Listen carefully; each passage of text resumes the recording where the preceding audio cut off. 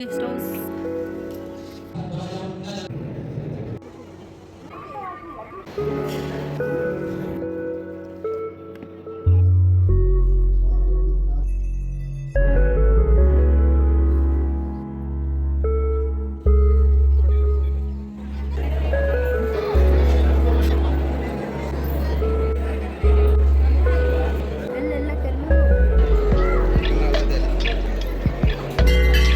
Video on చేయకుండా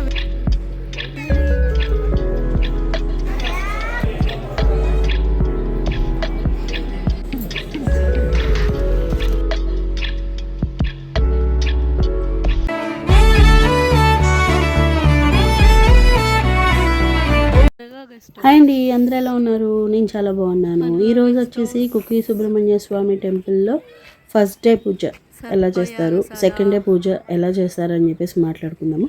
ఎందుకంటే ఈ పూజ మేము చాలా రోజుల నుంచి చేయించుకుందామని అనుకున్నాము, ఇప్పుడు కుదిరింది. టికెట్ వచ్చేసి 4200 అండి. మేము చేసుకునే పూజ వచ్చేసి సర్ప సంస్కార పూజ. మేము 2 నెలల ముందుగానే టికెట్ బుక్ చేసుకున్నామండి. రూమ్ టికెట్ కూడా 2 నెలల ముందే తీసుకున్నాము. ఇక్కడ డైరెక్ట్గా అయితే టికెట్ అవైలబుల్ ఉండదు, రూమ్ టికెట్ కూడా అవైలబుల్ ఉండదు. మనం ఆన్లైన్లోనే తీసుకోవాలి. ఇదే కనిపించేదే సర్ప సంస్కార యాగశాల. మేము ఫస్ట్ డే పూజకైతే వచ్చేసామండి. మాకు ఇచ్చిన నెంబరు 47. ఆ నెంబర్లో కూర్చుంటే మనకు సంబంధించిన పూజారులు వచ్చేసి మన పూజ చేస్తారు. ఇలా వస్తువులన్నీ వాళ్ళే ఇస్తారు. ఈ పూజకు సంబంధించిన వస్తువులన్నీ కూడా వాళ్ళే ఇస్తారు, మన ప్లేస్లో పెడతారు. వాళ్ళే వచ్చి కూర్చొని పూజ చేస్తారనమాట. పూజ ఏంటంటే మగ సర్పానికి ఆడ సర్పానికి దహన సంస్కారాలు చేస్తారనమాట. ఆ సంస్కారం అయిపోయిన తర్వాత మగ సర్పాన్ని తీసుకెళ్ళి అగ్నిలో వేస్తారు, ఆడ సర్పాన్ని తీసుకెళ్ళి గుడ్లతో సహా చెట్లలో వేస్తారు. పూజ మొత్తం అయిపోయిన తర్వాత మనం స్నానం చేసుకోవాలి, ఆ బట్టలు శుభ్రం చేసుకోవాలన్నమాట. అలాగే ఊరి పొలిమేర దాటి బయటికి వెళ్ళకూడదు. పొలిమేర అంటే కుమారధార బ్రిడ్జి ఉంది కదా, అది దాటి అటువైపుగా వెళ్ళకూడదు, ఇటువైపే ఉండాలన్నమాట. మేమైతే నదికి వచ్చి స్నానం చేసుకున్నాం. కుమారధార నదికి వచ్చేసి తడి బట్టల మీద రూమ్కి వెళ్ళిపోయాము.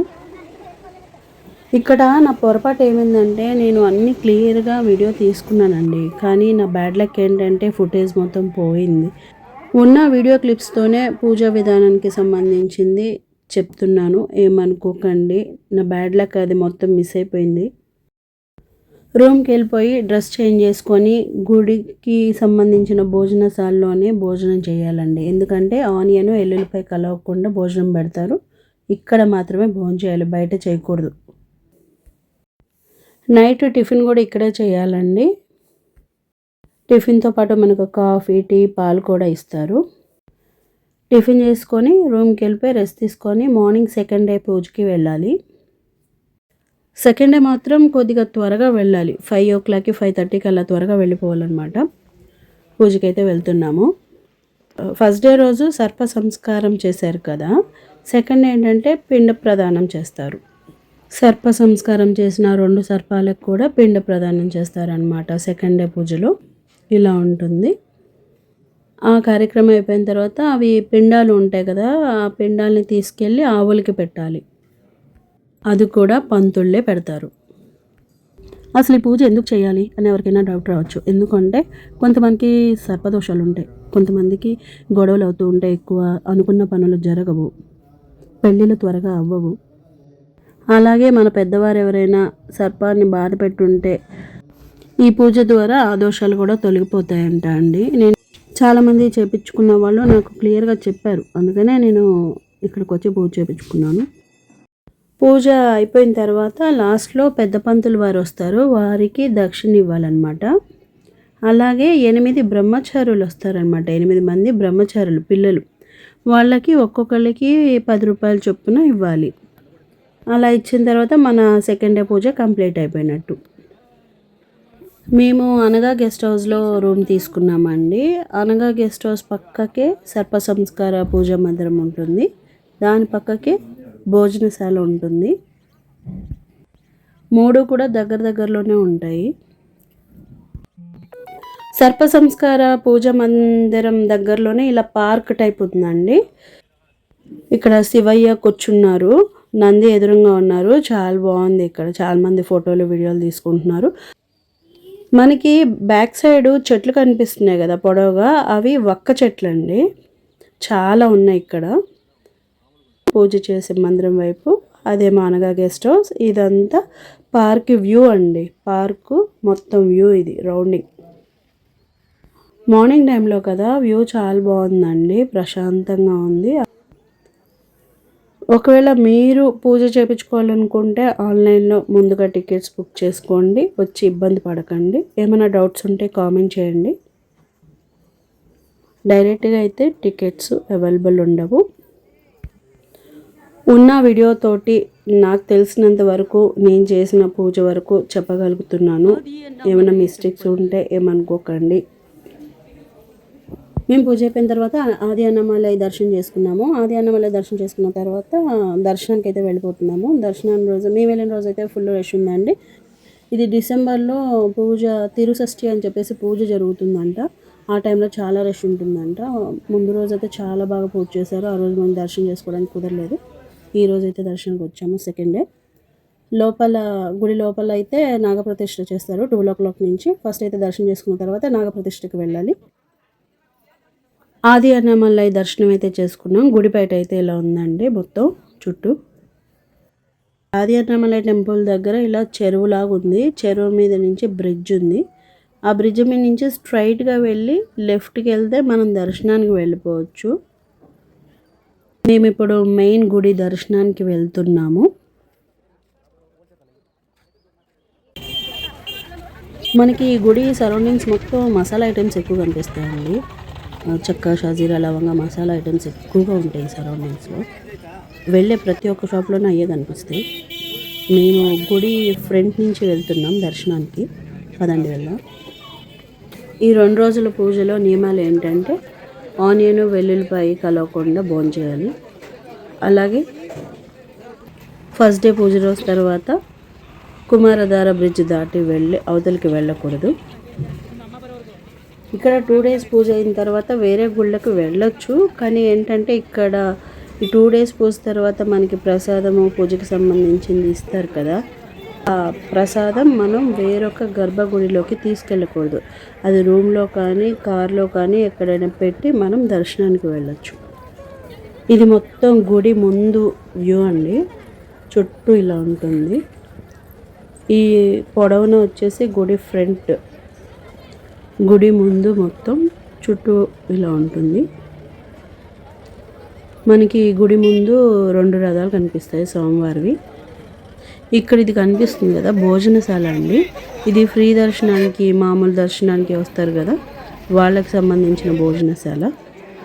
గుడి సరౌండింగ్స్లో మనకి క్లాక్ రూమ్స్ ఉంటాయి, అలాగే స్టోరేజ్ రూమ్స్ ఉంటాయి. ఇక్కడ చెప్పులు పెట్టుకోవడానికి స్టాండర్స్ అందులోకి వెళ్ళాలి. మేము వెళ్ళినప్పుడైతే చాలా పబ్లిక్ ఉన్నారు. గుడి అయితే చాలా క్రౌడ్ ఉంది. మనకి రైట్ సైడ్లో ప్రసాదం కౌంటర్ కనిపిస్తుంది దర్శనానికి వెళ్ళేటప్పుడు. లెఫ్ట్ సైడ్లో అన్నదానానికి వెళ్ళే దారి కనిపిస్తుంది. మనం లోపలికి ఎంటర్ అవ్వగానే దర్శనం బోర్డు కనిపిస్తుందండి. లెఫ్ట్ సైడ్లోకి దర్శనానికి వెళ్ళాలి. మనం దర్శనానికి వెళ్ళే రూట్లోనే తులాభారం కౌంటర్ కూడా కనిపిస్తుంది. అలాగే నాగప్రతిష్ఠ మందిరం కూడా కనిపిస్తుంది. మేము దర్శనం చేసుకుంటాము, తర్వాత తులాభారం చేయించుకొని తర్వాత నాగప్రతిష్ఠ చేయించుకొని బయలుదేరుతాము. ఇది దర్శనానికి వెళ్ళడానికి దారండి. ఆ రోజు పబ్లిక్ ఎక్కువ ఉండడం మూలాన దర్శనం అయితే కొద్దిగా టైం పట్టింది.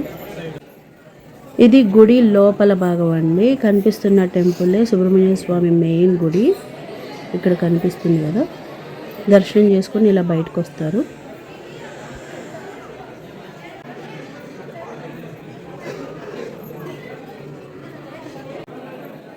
ఇది గుడి బ్యాక్ సైడ్ వ్యూ అండి.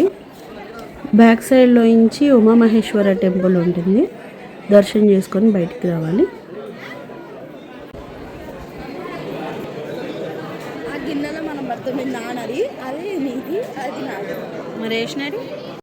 మనం దర్శనం చేసుకొని బయటకు వచ్చిన తర్వాత 12 o'clock నుండి నాగప్రతిష్ఠ చేస్తారు. అది వీడియోలో చూపిస్తారు. ఇది వీడియో చూసిన తర్వాత మన పూజ కంప్లీట్ అయిపోయినట్టే. మేము ఈ పూజ అయిపోయాక బయలుదేరి వేరే ఒక టెంపుల్కి వెళ్ళాము. మనం నాగప్రతిష్ఠ చేసేటప్పుడు గుళ్ళో లైవ్లో చూడొచ్చండి. ఒకవేళ దగ్గరలో కనిపించకపోతే కనుక ఇలా స్క్రీన్లో కనిపిస్తుంది నాగప్రతిష్ఠ. దగ్గరలో ఉన్న వాళ్ళకి లైవ్లో కనిపిస్తుంది. దర్శనం చేసుకున్నాక బయటకి అయితే వచ్చేసాము. ఎగ్జిట్ అయితే ఇటువైపు నుంచి వెళ్ళాలి బయటికి. లెఫ్ట్ సైడ్లో స్వామివారి వెండి రథం కనబడుతుంది చూడండి.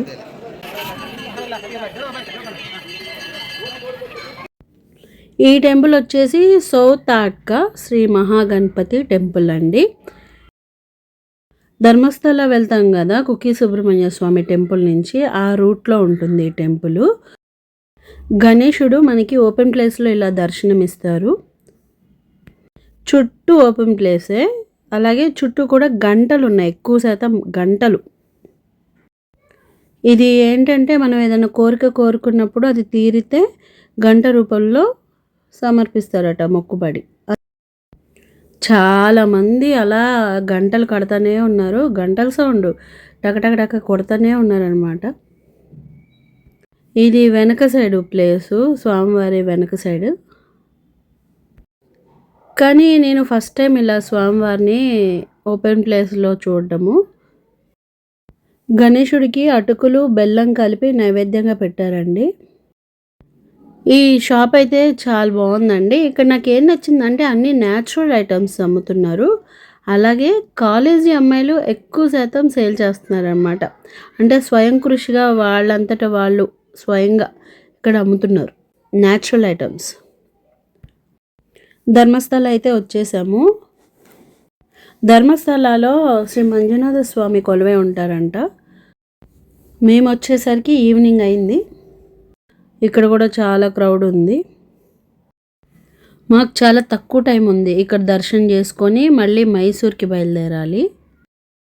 గుడికి వెళ్తుండగా రైట్ సైడ్లో పార్క్ ఉందండి, గుడికి సంబంధించింది. చాలా బాగుంది.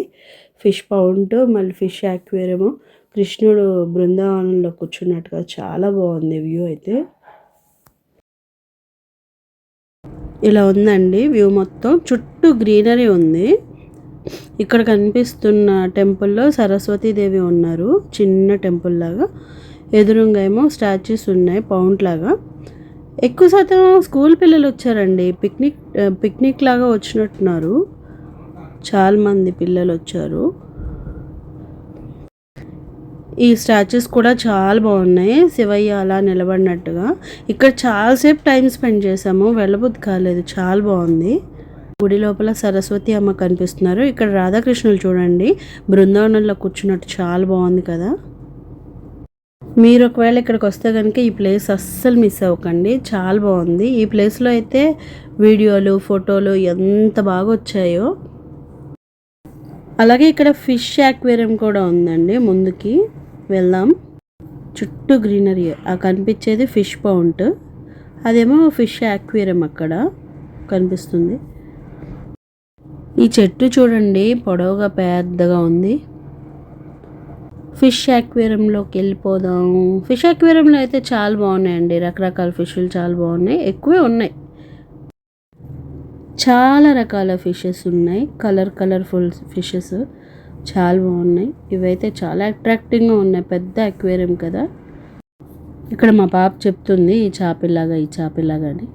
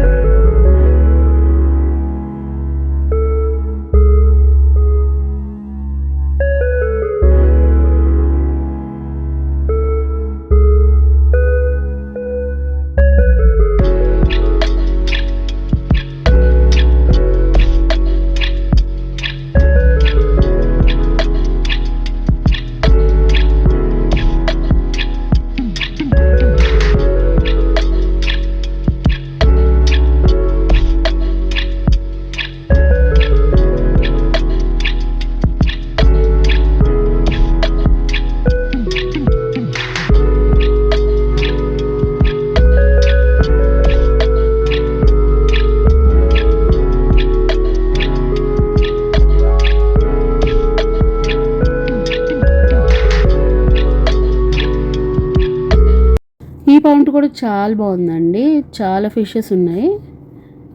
మనసుకి చూస్తుంటే ఆ కలర్ఫుల్ ఫిషెస్ ఎంత బాగుందో, అక్కడి నుంచి వెళ్ళాలనిపించట్లేదు ఫస్ట్ ఆఫ్ ఆల్.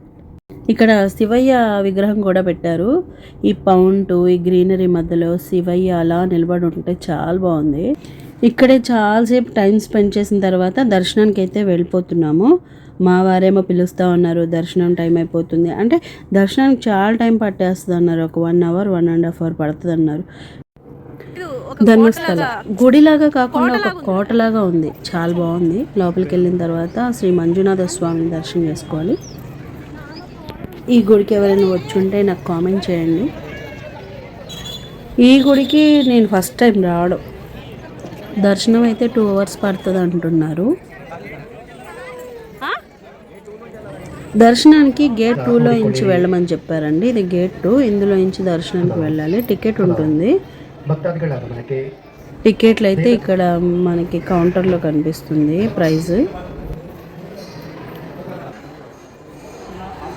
ఇక్కడ టికెట్ తీసుకొని దర్శనానికి అయితే వెళ్ళిపోతున్నాము.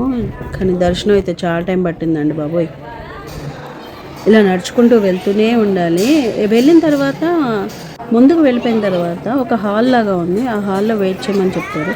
ఒక 20 నిమిషాలు 1/2 అవర్ అక్కడే వెయిట్ చేపిస్తారనమాట. ఒక బ్యాచ్ మొత్తం వెళ్ళిపోయిన తర్వాత ఇంకో బ్యాచ్ని వదులుతారు. ఇదే హాల్, అది పెద్ద హాల్. ఇది ఎక్కడుందంటే మనకి తిరుపతిలో ఉంది సిస్టర్. తిరుపతిలో కూడా సేమ్ ఇలాగే హాల్లో కూర్చోపెట్టేసి దర్శనానికి వదులుతారు. ఈ లైన్లో అయితే ఎంత సేఫ్ నిలబడ్డామో. ఆఖరికి దర్శనానికి అయితే వెళ్ళాము. ఓ పక్కనేమో ట్రైన్ టైం అయిపోతుంది, ఓ పక్కన దర్శనం లైన్లోకి వెళ్ళిపోయాము. దర్శనం చేసుకొని బయటకు వచ్చేసాం. ఈ వెళ్తున్న దారిలో పెద్ద పెద్ద రథాలు ఉన్నాయి చూడండి, బాగున్నాయి కదా. మేము మైసూర్ వచ్చామండి.